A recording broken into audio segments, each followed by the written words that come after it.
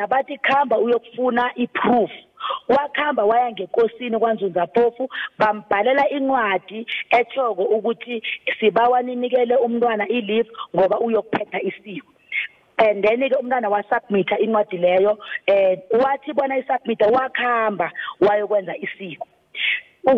Ilwazi esinalo ukuthi uthe akhambile njalo uShoprite bekamfonela ngoba ngomhlubulo after sekahlubulile kutholakele ama-miss call weShoprite ekukhombisa ukuthi uShoprite bekamfonela ngendlela ongakhona kune-disciplinary beyenziwa umntwana angekho kungakho bamgqotshile bona bathi bamgqotshela ukuthi ukhambe elifini without approval.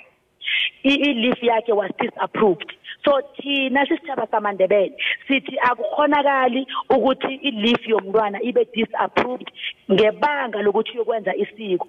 Ngamani benze indaba yokuthi ke akakhambe kodwa nabazumbhadela ngoba sihlonipha i-Department of Education nayithi silise ukwenza amasiko phakathi konyaka ngoba abantwana bethu kumele bayokufunda.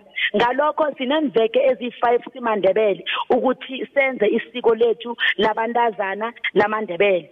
Siyakatelela ukuthi ngoDisemba isenze isiko asikhona ukwenza phakathi konyaka. Uma ngabe uShoprite athi ngoDisemba akavumi ukuthi kube nomuntu oya elefini kuthi ngamanye amagama siba sekingeni sibona ukuthi uShoprite u-undermine isiko lethu lamaNdebele kungendlela sibona ngakho. Sithokoze isikhathi sakho mma.